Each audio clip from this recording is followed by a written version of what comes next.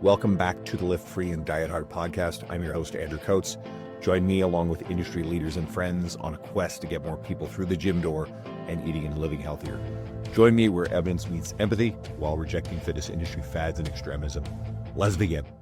Okay, I am long overdue to have Alberto Nunez as a guest. Like, it is a crime that I'm in the 480 episodes and I've not had you yet. I've had your basically co-founder of Team 3DMJ, Dr. Eric Helms, on a number of times. You're obviously an iconic part of that.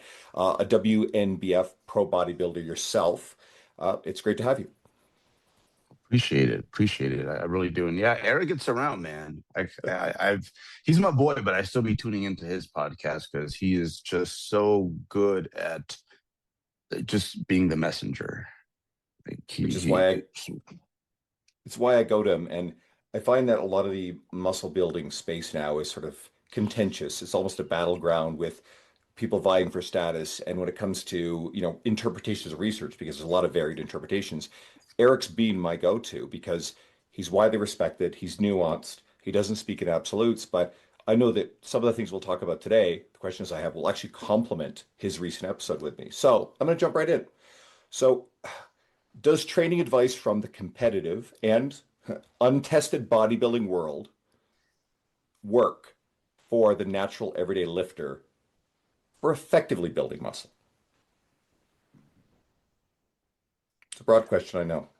Yeah. So even on the enhanced side, there is levels to enhancement.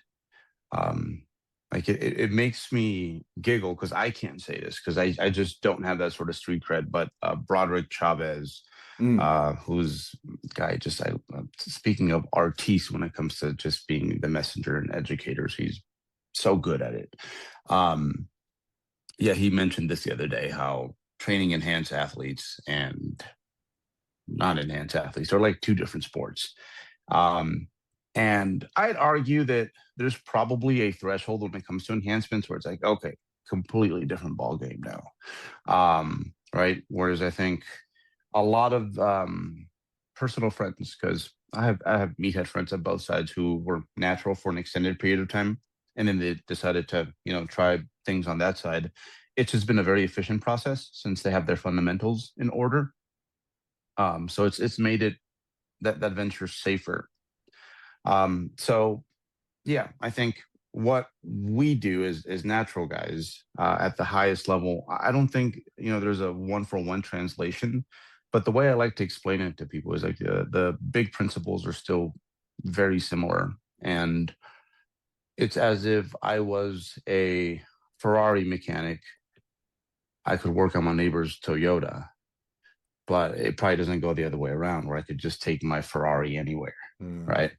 So it's very useful. And those are some of my funnest clients. Sometimes we'll get people who somehow, some way have trickled into our podcast, and they want to get fitter, but this isn't their number one priority, and they've never been really good at it.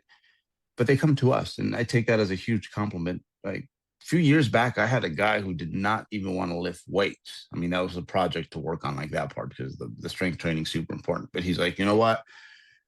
Hook me up. I think you can help me out, and you can help me leverage the big rocks, I think, better than anyone who I have access to, at least locally. So that was a huge compliment. But yeah, those are some of my favorite projects, because the people who want to be best in the world, yeah, cool. But when you can change someone's life, like when it comes to the real important stuff, that stuff just, it's different. And it's something that I've learned to appreciate as I've gotten older. All right, I'll try to refine things so we can be a little more tactical. Is there anything that you think really matters for the enhanced competitive side of stuff? Because we're talking to the recreational user, some coaches. The stuff that really matters for the competitive side, but will completely mislead the average everyday person who wants to put on muscle, competitive or not. Yeah. I think they have to be a lot more careful with their progressions. Like, just because they can doesn't mean they should. I think that's the big one, because the connective tissue just doesn't adapt at the same rate. So for them, they are playing the game a little bit more similar to how I play it. When I was 20 years younger, it was really about, let's just lift this weight and try to lift more weight next week. And I think that was pretty appropriate at that point. But now it's to the point where I have a little seasoning on the joints. And I'm like, you know what, if I can make these 80-pound dumbbells just a little bit harder, sure. But I think especially early on, a lot of your, and this is almost regardless of age, if you're using good technique, it's a very simple formula. Like, where the progress isn't necessarily linear, but it's pretty darn linear compared to someone who's 3 to 4 years deep into some serious strength training. So I think that's the big one. It's like, it doesn't make sense. It's like, hey, when you math it out, you're like, Jay Cutler's he's almost 300 pounds and he's doing 315 on the incline press. And it looks like he's doing it for a baker's dozen, basically. Yeah, he could probably put 4.5 wheels on that thing, but it probably isn't the best way to play the game for them long term. So I think the objective progression, very important when you're trying to get that big base chunk of skeletal muscle. I've heard conflicting things here, and I have my own beliefs about it, that some people believe that natural lifters can do more volume than enhanced lifters, whereas I would assume that one of the big things about, drugs is allows for greater recovery. So Yeah. I'm of the belief that, the drugs allow for greater volumes, which, and as Eric and I talked, right, you get a lot of people now saying that, oh, low volume seems to be in vogue with a lot of the talking heads on social media. And we understand there's diminishing returns with greater amounts of volume. But if we're talking about the conversation for the elite, the people who are wanting to be as big as possible, which is also a self-selection criteria for the people who tend to become drug users, then in theory, maximum recoverable volume is probably what they're going to be going after, right? So which is it? Can the natural lifter keep up with the kind of volumes that the enhanced lifters are probably getting into? And I think, because you hinted at something, when it comes to the top guys on the enhanced side, yeah, like, they get a response to those drugs that's just insane. If you haven't seen it in person, it's hard to explain. I was talking to my buddy the other day. One of the biggest people I've ever seen in my life was this dude, 6'1", about 325 pounds, abs. And he didn't even really bodybuild. I think he was doing like some sort of unorganized mixed martial arts thing on the side. And he was just kind of like this poor man's Bob Sapp, and the fans loved him. He's like, I'm not very good, but it pays the bills. But he was going pretty hard in the paint with the drug usage, but also he had an incredible response. And I kid you not, all this man did was 3 plates on the hammer strength shrug every single day, an overhead tricep extension with a 25-pound dumbbell. And that was basically it. And there was not a muscle missing on this guy. It was quite insane. But he was an insane responder. I remember him coming off and then coming back on. And like within 3 weeks, it was incredibly obvious. So they're outliers in that sense too. But you raise a good point, because in theory, again, it depends on dosages, it depends on response. But some of these people are going to get some pretty crazy results off of theoretically lower volumes of training. Yeah. No, I mean, yeah, absolutely. And I think one of the things that happens with the best way I've been able to explain this, when you get that big and potentially that strong, it's almost like a heavyweight boxing match, where part of the thrill there is that anyone can go at any moment. The underdog, because these guys are so big, they can inflict so much damage that, like, it's crazy. I'm a boxing fan. Every few years I go back and I watch George Foreman winning the title again at the age of like 43 or something like that. But the punch looked so innocent, and it just destroyed that guy. Like, they just exploded. And what ends up happening is the bigger you are, the more damage you can inflict upon yourself, right? So you see this with, like, for example, just really strong powerlifters, and especially when they're big, that maybe their last heavy pull has to come 12 days before the meet.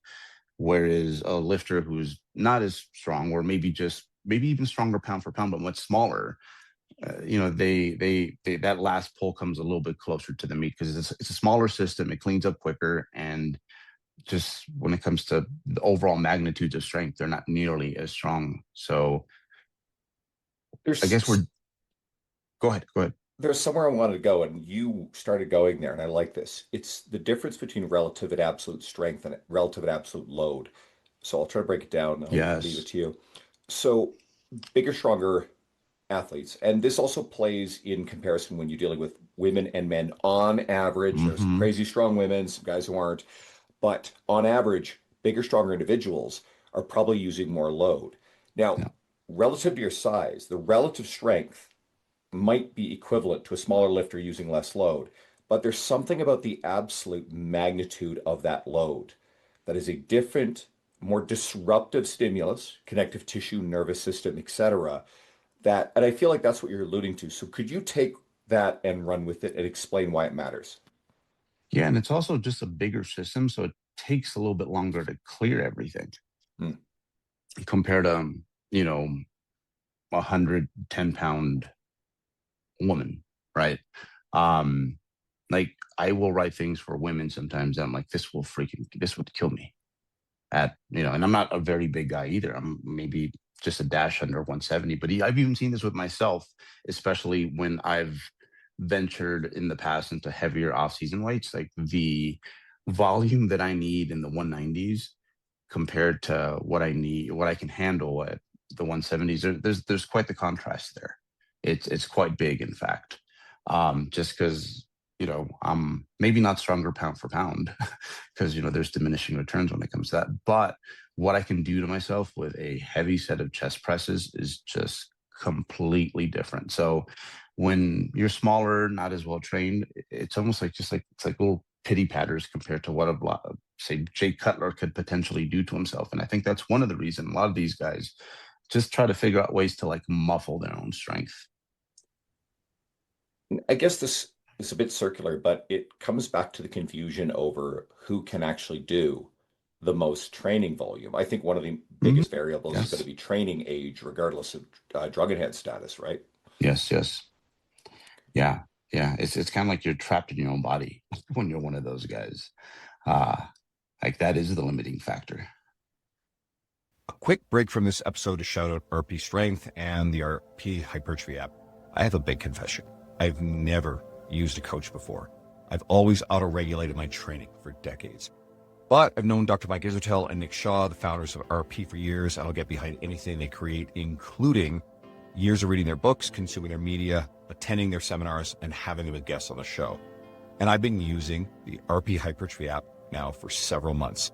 And several things have happened. It forced me to make smaller and more gradual but better increases in weight volume across time, like putting 5-pound plates on each side of a leg press. Like, who does that? Never before. Only 45s. It cut out the junk volume. It made my workouts faster and more efficient. I show up with a plan. I didn't have to think about what to do. I feel more accountable having a log my progress. And I don't skip things because I don't feel like it. If hiring a one-on-one coach isn't for you, using the RP Hypertrophy app is the next best thing to manage your gains and to take the guesswork out of your program. There's a 30-day money-back guarantee, so you can try it risk-free, and if you don't like it, they'll give you your money back. I've also got you a $50 US dollar discount, so go to rpstrength.com/coats and use the code COATSRP, or go to the link below in the show notes. That's rpstrength.com/coats and use the code COATSRP. So do you feel like some of the stuff that we hear, I mean, I came through with the classic bodybuilding magazines, right? I read all that stuff, did it, and honestly got astonishingly good results. I'm kind Yeah. of charitable, and did so, for a very long time with natural status.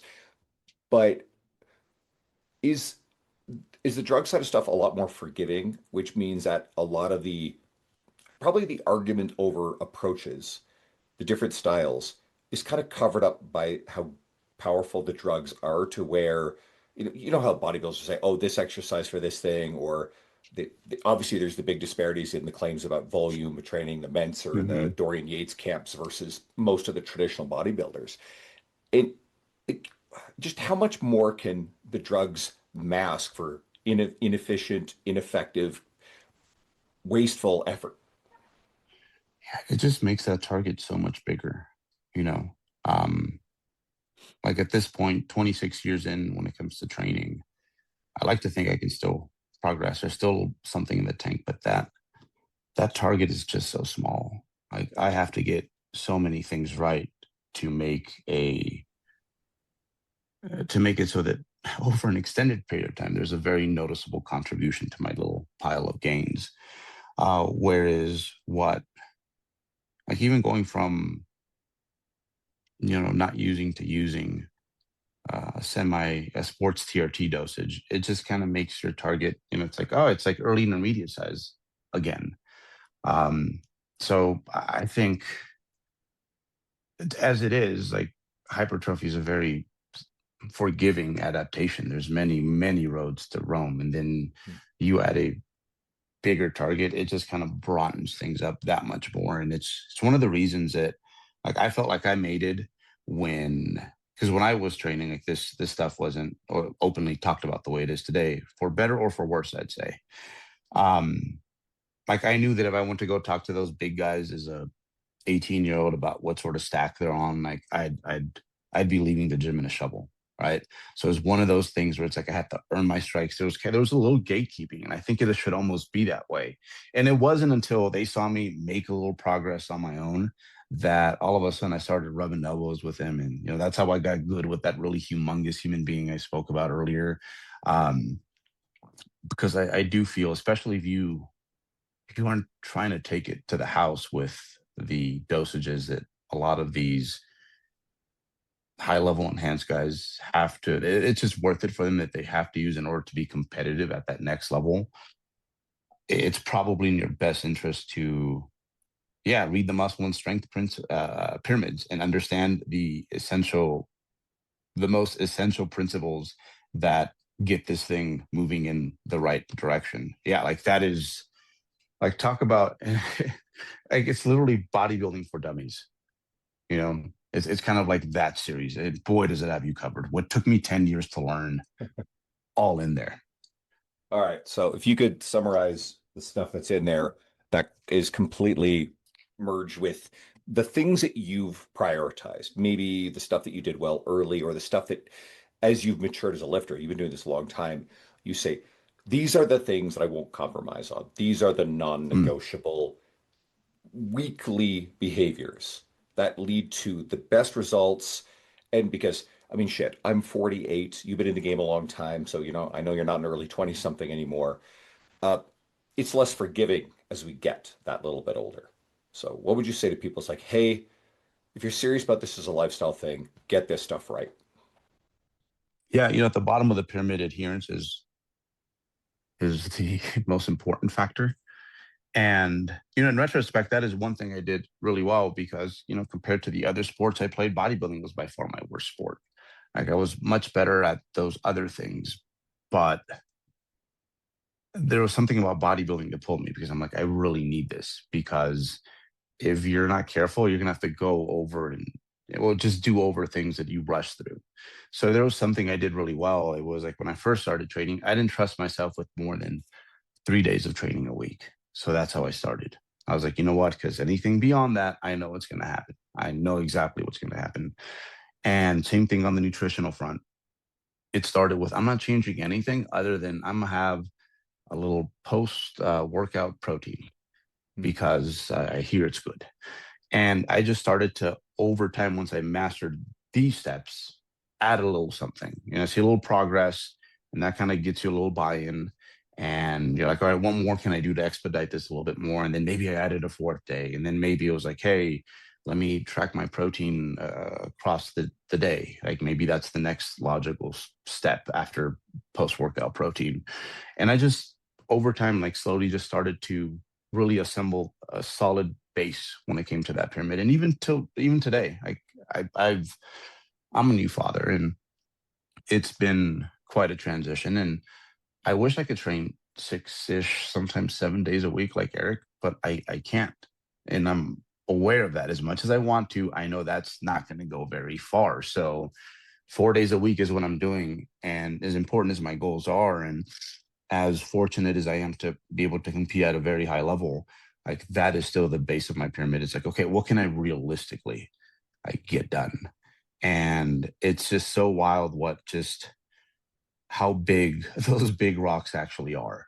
Like if you take care of those core things, your your protein intake, having some sort of system that lets you arrive to where you need to be calorically right now for your current goals, a realistic strength training program that you could tolerate on most weeks, not just the really good weeks, but the weeks where like, shit hits the fan. Like that is really what it's about. Like I've completely, and this is just an estimate, but I think all the time and energy that I've spent into when it comes to my bodybuilding, I feel that I'd have 80 to 90% of what I have right now from a muscularity standpoint if I would have trained, I don't know, 3 days a week for 30 minutes. Like it's so wild how much that minimum effective dosage nets you when it comes to everything. I'm recording with Dr. Pak Androulakis Korakakis tomorrow. You pretty much said the Yes. title of his new book, so we're actually going to go deep on this. It'll come out after this episode, but very much to the point, and I think again a source of a lot of the contention over low volume versus high volume is, and a lot of the research seems to point to, like, you don't necessarily have to do much to get a really good stimulus, Mhm. but and then there's certainly quite diminishing returns, but there still is return on an increase, especially if your goal is I want to optimize this. A couple things you said there. The post-workout protein. I mean, I came up through the era where, yeah, we believed in the anabolic window. We now know that's not functionally truthful. But I can't remember how Chris Williams in Modern Wisdom, he always says, is like technically false but functionally true. And I like this. What do I still do to this day? Have a post-workout shake. What does it do? One is it's also my trigger reminder for creatine because I'll forget. So I take my creatine dose. Creatine timing does not matter according to research, as I understand. I think that's pretty established. Mhm. But what this did for me, especially in formative times, when I first got really serious about this stuff at the gym at about the age of 24, I dabbled before that, and I had an interruption in my life, and when I got back to it in my late 20s, it became a ritual, and it also helped me get enough food. So the meal frequency is another thing I think you probably came up through. I Yes. certainly did, where we thought, hey, this is important for metabolic rate. Doesn't do shit for that, but what it does do is it actually helps people, especially because I'm 6'2", so tall, bigger frame, and I need a fair bit of food volume. And a lot of the younger guys that I work with, athletes and kids who want to put on muscle, one of the biggest obstacles, they eat like birds. And one of the best ways to get the adequate protein calories in them is to actually just get them to eat more frequently. So it worked, not for the reasons that we believed at the time, but so I still will do the post-workout shake, right? So there. Um, yeah, I'll give the floor back to you on this if you have additional thoughts. Yeah, no, I think in hindsight, that's exactly what it was. It was just remember to eat something because I was 16 at the time. So I was like, just remember to eat something because also I didn't know what mom was going to make for dinner. Mm, Um, but but yeah, no, in hindsight, that's something that I did really, really well was just slowly kind of build up my avatar of habits. And it wasn't until I got too deep in the weeds where I started to learn the wrong things, like some of those things. Like I was taking care of my big rocks, I was doing really well. And then all of a sudden, competitive bodybuilding hit, and I'm like, oh shoot. So my goals are a little bit more serious. And then that's when I started getting into, cleaner eating and worrying about spiking my insulin. I just made it way more complicated than it needed to be. Learned things the hard way, and then I came back to where I started. I was like, wow, the really like simple fundamental things all along was really what it was about. And to some extent, I feel that young version of me that was, kind of perverting themselves at a certain point by unlearning the good things that they had learned and learning mm. things that weren't going to be super useful. I think they'd be quite shocked if they were to see what my average like day looks like. Like it almost looks because I'm kind of a type B personality. It almost looks like I don't care. Uh, but at the end of the day, I get my big rocks in one way or another, almost You without meant thinking. you mentioned the insulin spike. another one of the classics where I would eat gummy worms post-workout because subscribe to the belief that, hey, it's going to spike your insulin, which is more anabolic. And it's similar to the fact that we see, if I understand this correctly, that we see increased levels of free-floating testosterone and GH Mhm. from heavy lifting, but we now know that broadly these transient within normal range hormonal fluctuations, just like fluctuations of insulin, they don't do anything. You got to get into super normal amounts, which is exogenously supplementing in order to see these anabolic effects with these things.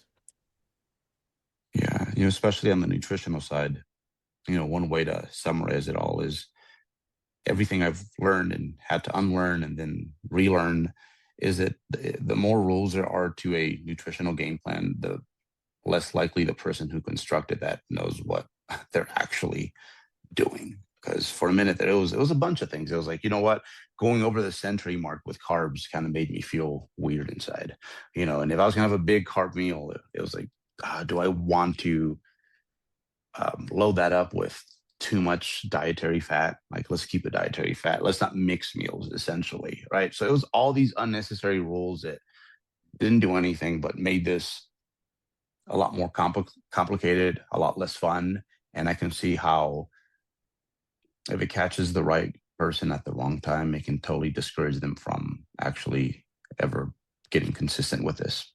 Hmm. I want to go back to the first thing you said about all this is the adherence. The more I spend time in this, the more, and especially with older populations, because of the rate at which we could lose muscle, bone, Hmm. strength, etc. Even I don't know if you're familiar with Dr. Tommy Wood and his book, The Stimulated Mind. It's great stuff. I had him on as a guest, but even on the cognitive stimulus side, as we get older, if you have these gaps where you're not physically active, where you're not resistance training, maintaining muscle mass, and kind of something else you said, you can maintain a lot lower volume of training than you can than if you've already built it, then you need to progress on too. So it's not hard. And I think the most detrimental thing, and it's more or less just paraphrasing what you said, is people that end up taking these big swings where they're off. They don't work out for a few months and they come back around to it. And whether it's life and seasons or what have you, I think even just building in, maybe it's 1 to 2 workouts a week, maybe it's at half an hour. It's just, okay, I've got to get something in, can buffer a lot of the lost ground. And again, you lose ground faster as we get older. It's got much more serious consequences. And it's not just muscle mass, it is literally cognitive function at this point. Yeah, I was excited when I switched operating systems for my computers. I went to Apple finally. And the way I saw it is like, oh, this is good for me. Like I'm gonna get to learn something new, basically. And I'm constantly trying to do that with myself to keep myself sharp. Because I know enough to be okay, I guess. But at a certain point, that starts to atrophy. Um, yeah, no, like in hindsight, as I just look at all of this, it's so wild to me how there was legs in my journey where I thought the reason that things were going so well is because I had all these really complicated systems running. But some time goes by, and then I find out that, oh, guess what? Like, not only were some of those things not necessary, but they weren't even optimal. Like, I was doing the wrong thing. And what actually got me the progress was just the fact that I was so darn consistent. So that kind of shows you it's the power of consistency at the end. You didn't have to do, whatever little ritual you have to do, like the equivalent of feeling like you have to, I don't know, spin in a circle before you leave through the doorway. But I was doing it because it was getting me progress. But yeah, in hindsight, it was like, no, shoot, it wasn't 80% of what you were doing. It was just these core things and the fact that you never gave up. I suspect this is true of almost everything. I certainly believe it is with sleep. And I'm going to have a conversation tomorrow with Dr. Andy Galpin. We're going to talk about sleep stuff and complexity of rituals. That's going to be big. Obviously, nutrition, certainly, resistance training, where I suspect all this complexity, like you said, A, can deter people, can throw people off track more easily. But I think it also masks a ton of effort that gets thrown into things that feels overwhelming for people. Mm. And I know that we get the influencers, certainly classic bodybuilders are bad for this. A lot of coaches will too, where some piece of complexity becomes this marketable secret sauce because it's hard to market oh, someone just heard us started a podcast about adherence. Oh, boring. They don't know that, right? And again, it's the human nature. They want to find that missing ingredient. And I'm sure that there's a lot of people who will delude themselves into believing, no, this one weird thing that I'm doing is actually the thing that pushed me over the edge to all these great gains. Yeah, especially when it comes to fitness, like there's a sector for everyone, but every once in a while I'll be scanning through whatever social media platform, and there'll be some guy talking poolside about financial freedom and how he made X amount of money this morning, and it's a very passive thing. And I do kind of know some people like that, where they understand that game so well. They're about my age and they could be retired if they wanted to, and it's just they got the money game sorted out, right? It's a passive thing. Like, it's just common sense. They could do it like half asleep essentially at this point. And when it comes to fitness, like, that's legitimately what it can be at some point for everyone. It's just like this passive music that's like, it's just playing in the background and you go about your day. And like, to a large extent, especially, I train at a gym with a lot of younger athletes there, and they're all hopeful. They all want to make it in the fitness industry. And when I describe to them like what my days and rituals look like, it's like we're speaking a different language. It's like, what do you mean you don't know how many meals you're going to have today? I'm like, I really don't, but I'm gonna get my fruits, veggies, and I'm gonna eat to a certain level of satiety that matches up with my goals. And I'm gonna train 4 days a week. I can't necessarily tell you exactly when those days are going to be or at what time, but when I'm in here, I'm in here. And there's certain days where I can't even fit everything in, so I'm just gonna get the meatiest parts and train that. And maybe I'll get the other stuff at the end of the week. Sometimes I do, sometimes I don't. um Again, it would have blown away a younger version of myself in hindsight, that I'm actually living this way, and on a relative scale, probably making the best progress I've ever made. I'll interrupt this episode for a quick but important side quest. While I don't think everybody needs to track nutrition all the time, tracking is one of the most powerful tools to make sure you're not eating too much or too little. And Macros First is my go-to app for me and my clients. Macros First has a free barcode scanner, and a premium version comes with a bunch of cool stuff to make managing your nutrition easier. Like, one, AI search. AI is everywhere now, where you can speak or type the foods you wish to save and log everything without having to search for each individual ingredient.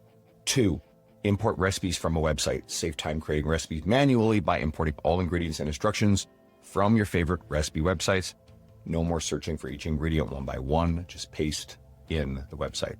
And three, this one's a big one for nutrition coaches. Follow unlimited friends so you can follow all your clients. And there's a lot more cool features. You can try the premium version of Macros First free for 14 days. Just download Macros First from the App Store. And during setup, you'll be asked, how did you hear about us? Type in the code, Andrew. You just described the skill of autoregulation. How important is it? Because I feel similar. How important is that skill to be able to autoregulate, know your nutrition, and your training so well, it's baked in that you don't have to think that much about it? And how much capacity does that create for you in your life to be, you said you're a new parent, right? Or your guy's business. Yeah. I'm gonna go with the football analogy here. Football, American football, it's anaerobic chess basically, right? You go in with your play and this is what you think is going to work out. And then sometimes the head honcho, the lead player on the field, the quarterback's like, you know what, that play is not going to work right now. I think I'm gonna go with something else. And that takes a while. It takes a while for that athlete to develop that skill, to recognize that, oh, we're going to have to take a different approach, and what might be statistically the best solution. It takes experience. It takes a lot of messing up. Like, that's the only way you learn that. And like, for example, with training, I've gone overboard during streaks where I feel amazing. I'm like, shoot, I know that I'm only supposed to do this, but I've been sleeping so well, stress is low. I'm gonna push it. And then I push it for too long, too hard. And then finally something happens. But, it's also happened the other way, where in retrospect, I'm like, man, like, my body's more adaptable than I gave it credit for. And I need to remember that even if I have X, Y, and Z taking place, I can still show up and go pretty hard.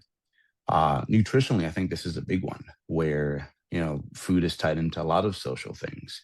And, this is what you were expecting per the sensible dish you ordered, and what arrived was completely different. And you're going to have to make a call right then and there. And again, there's so many, even when it comes to all these things, like roads that lead to Rome. But the only way you figure this out is you got to be okay with making errors. Like that's how you learn. Like you don't learn we all know this. You don't learn as much from the successful moments. It's when you kind of drop the ball a little bit. Quarterback changes the play, and that was definitely not the right answer.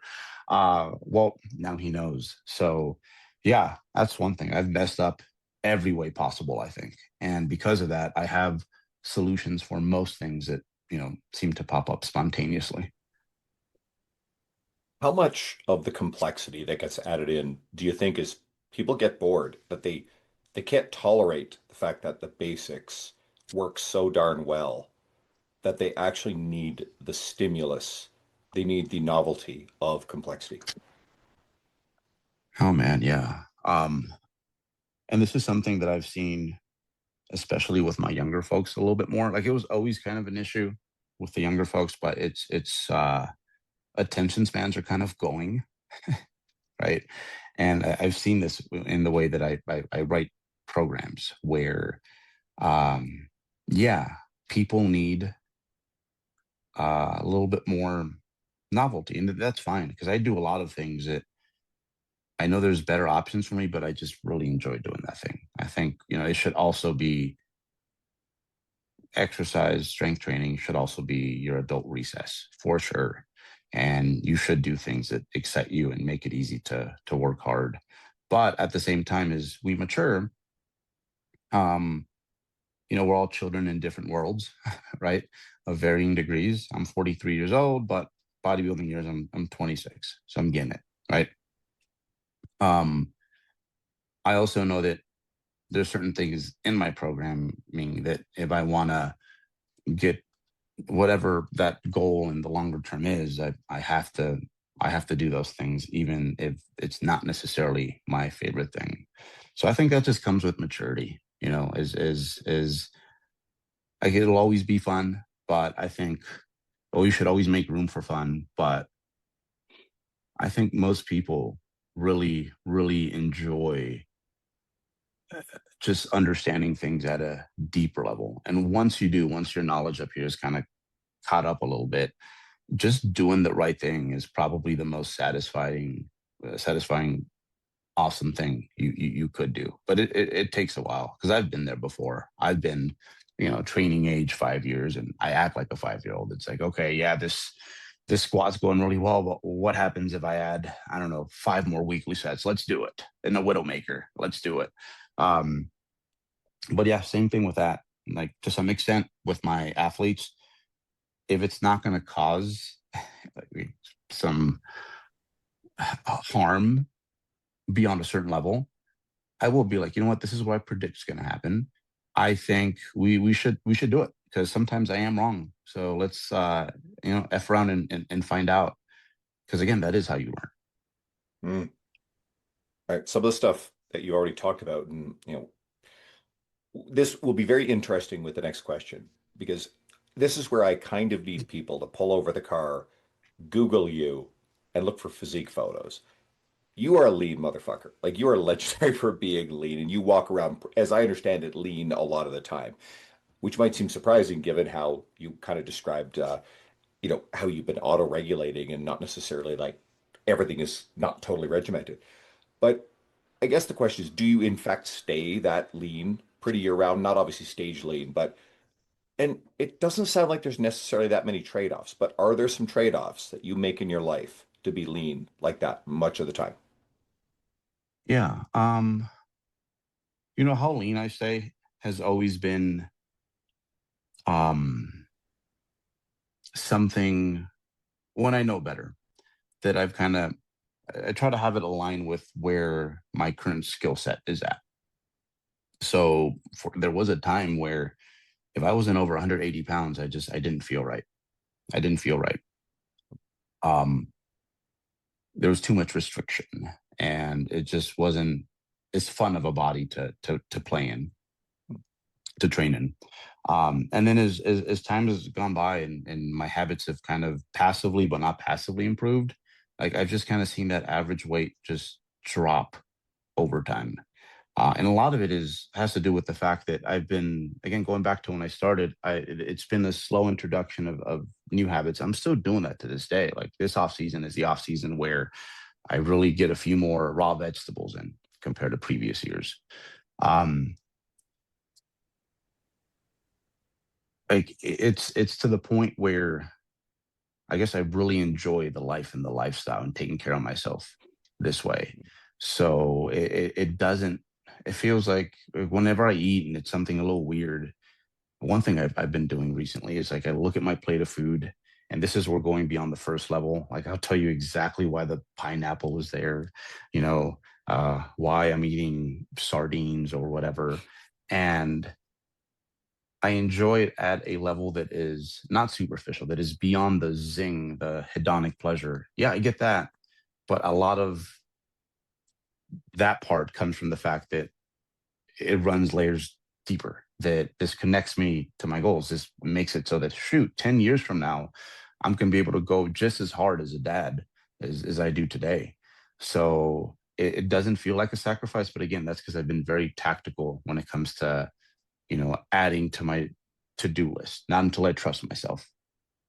I feel like what you just described was, and we talk about delayed gratification all the time, but it sounded like you were imagining the gratification in advance. Because this makes sense. You're talking about vegetables, and I I keep this simple, but I keep frozen vegetables in my freezer, and then I'll often have them with my last meal of the day. I like them. They taste good, but I feel good both physically because I'm eating better food, but I feel good on a more existential level about my Yes. efforts. And I feel like that's what you were describing. Yeah. Yeah. When you know better and you do better, feels good. And it feels the exact opposite when you know better and you do the exact opposite. It hits you at a different level. It just doesn't align with who you could be, essentially. So yeah, this is probably the tightest I've ever been during an off season. We'll see where it goes. I'm about 10 pounds over my contest weight. I went to a bodybuilding show and I'm like, oh wow, like I am still, I could get up there and do pretty well. I wouldn't look out of place. And I was pretty proud of that because again, there was a time where that just wasn't the case. So yeah, maybe there's some genetic predisposition to being a little bit leaner, but Mm. I've also remember all the legwork that I've put in to getting to this point. Do I feel like it restricts me? No, not really, because there's no way at this point, no other life I'd rather live now that I especially know better. And again, just like my one friend who I told you about, who just my age, we're born the same year, and like he might be retired, but like how he knows how to work the money game, like that's just how I feel when it comes to this. Like it's you don't realize it that I'm doing the bodybuilding thing, but I'm doing the bodybuilding thing. Like I could be at Pizza Hut with the family, and I'm somehow doing like it's actually a component of my success in some ways. Um, I guess allowing myself or making room or understanding the importance of meals that are there for social reasons because that's important. My people are important to me, but also just you know purely hedonic reasons as well. Like all those things are important, like within my personal system. This ties in perfectly with something else I pulled off your media, and it's you would get the quote as people would look at the way you'd eat. That's such a sad life. Comments Yeah. from people around you seeing you eating nutritional, healthy food. They obviously don't understand your perspective there, but is that more about them projecting their challenges with this onto what they see you doing and how it makes them feel uncomfortable about where they are? I think it kind of goes both ways because I do think there was a time where like my life was just been a little different in that I didn't party too hard like through my early 20s. I legit just stayed home Friday night. Nothing sounded like a better time than just trying to gobble up as much knowledge when it comes to this as possible, like visiting 8 different message board forums and just seeing what I can figure out and try to piece this puzzle together. So yeah, I think a lot of it derived from those times where, people were like, yo, like live a little.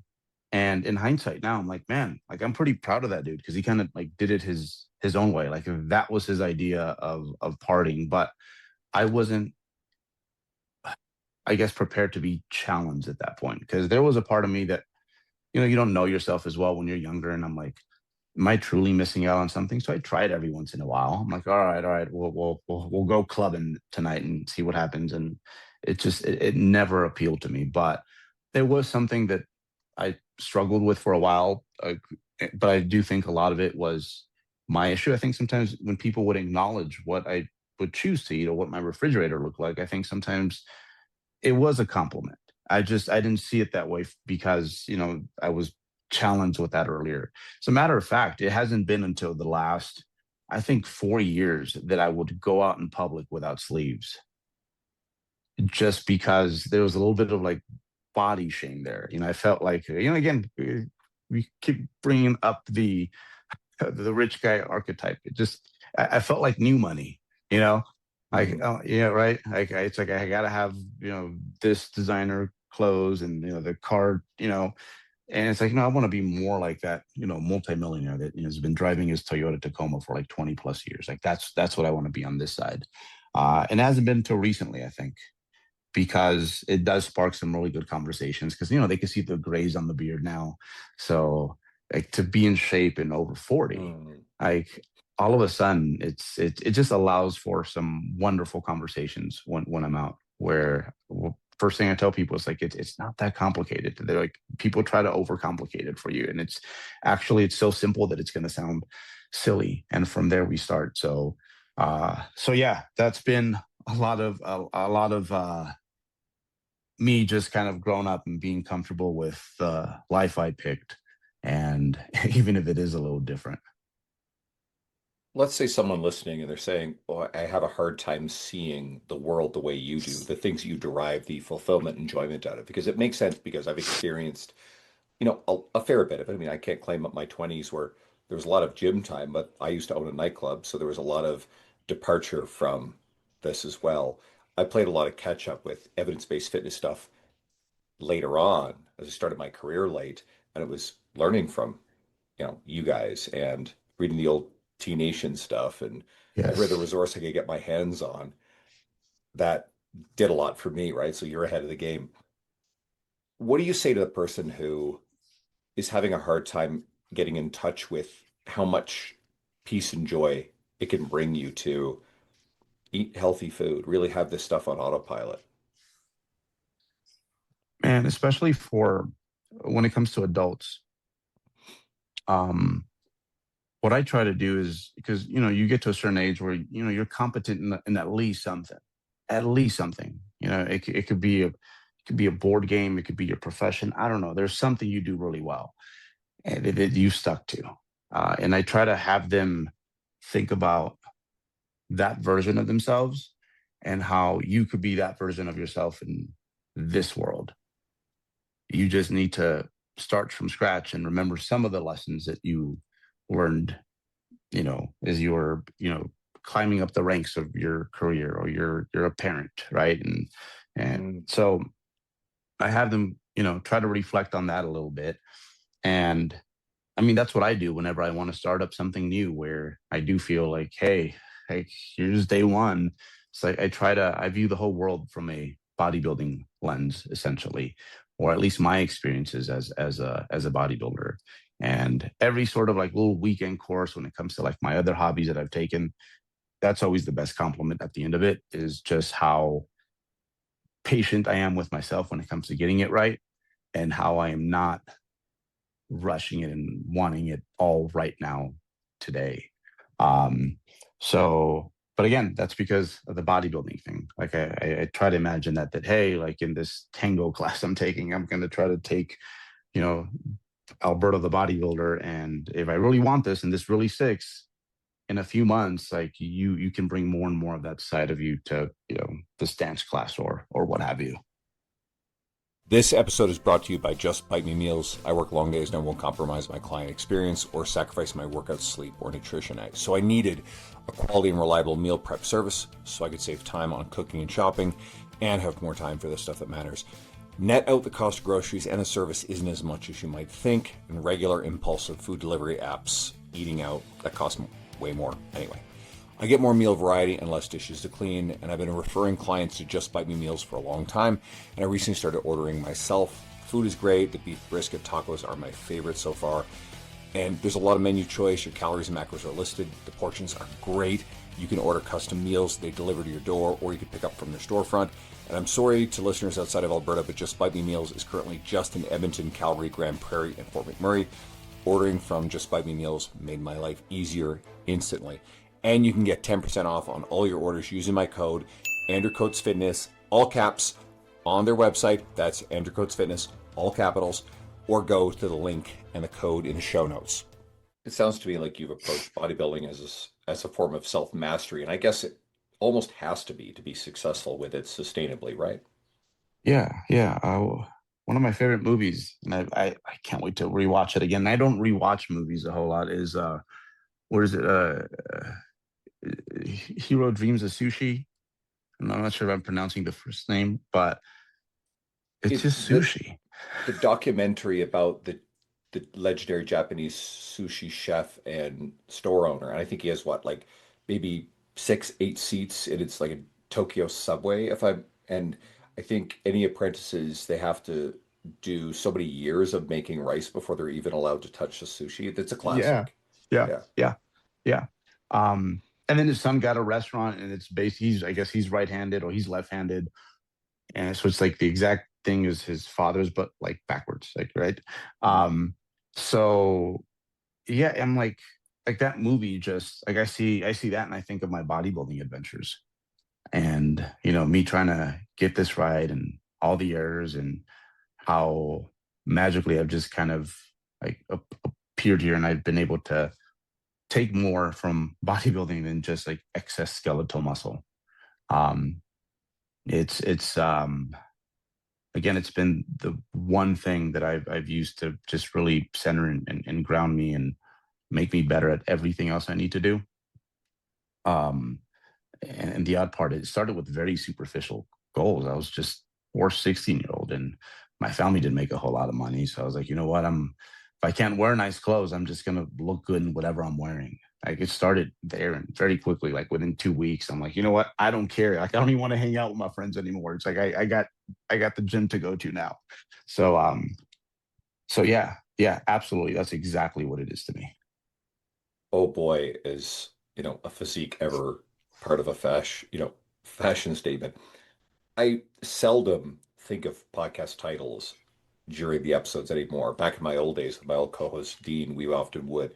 I tend to title them differently now, but the title came to mind. I may use it, but Zen and the Art of Bodybuilding. It just seems to encapsulate this episode rather perfectly. This is, I love the soulful, nuanced way you communicate things. I think there's a lot of lessons for everybody listening. I think there's a lot of introspection that you can do. Lord knows, I've definitely thought about some things in my own journey as I'm listening to you. I really do hope people will go and follow you. They can get you at Nunez 3DMJ on Instagram. You've already mentioned, Eric and team, the muscle and strength pyramids. And I know there's a new edition because Eric had sent them to me on PDF. I have a second edition copy. Is there anything else you want to point people to? Oh, I think, yeah, that's it. Our YouTube channel is pretty good. Our long form podcasts. Like I told you, I'm a little insecure about it. I'm like, haven't we talked about everything? But you you crack the same old topics open, and it's crazy. You think you know it all, and then as you go through it, you're like, oh shoot, yeah, my perspective is a little different on this thing than compared to what it was like 3 years ago. But people really seem to enjoy the podcast. But yeah, more than anything, I think Yeah, yeah. Just I want to leave this thing better than I found it. Bodybuilding, the fitness world, just because it's done so much to me. Eventually, we'll all be kind of just buried in the rubble, and I'm sure there is people whose shoulders I stand on today who I don't acknowledge nearly as much, or even know that they understand, but or I can't even come up with the names. And I'm sure that'll be my destiny at some point, but I don't really care because I just want people to get their own version from this, uh, their own version of what I was fortunate enough to get. A humble servant of the greater good of this world. I appreciate you. Thank you so much for coming on talking to me. Oh, Andrew, anytime. Appreciate you, man. Thank you.